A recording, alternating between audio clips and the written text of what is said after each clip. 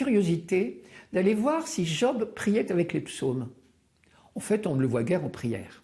Il est plutôt en permanence en discussion avec ses amis.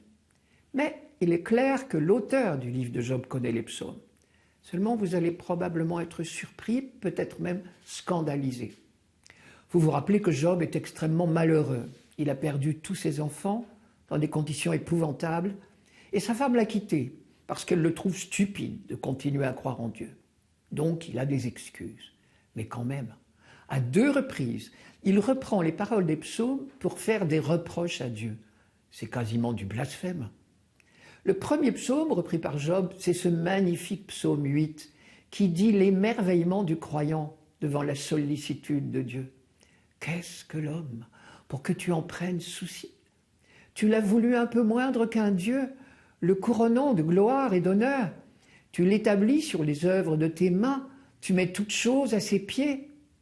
Couronné, l'homme est donc roi, et toutes choses sont à ses pieds, comme les sujets qui se prosternent en bas des marches du trône royal. Eh bien, un jour de grande douleur, physique et morale, Job a repris le texte du psaume en le parodiant. Qu'est-ce qu'un mortel pour en faire si grand cas? Quand cesseras-tu de mes pieds, Dieu, espion de l'homme? C'est du blasphème, ou je ne m'y connais pas. Le psaume 138-139, lui, répète avec bonheur que Dieu nous accompagne à chaque instant. Où donc aller, loin de ton souffle? Où m'enfuir, loin de ta face? Ta main me conduit, ta droite me saisit, tu as mis la main sur moi.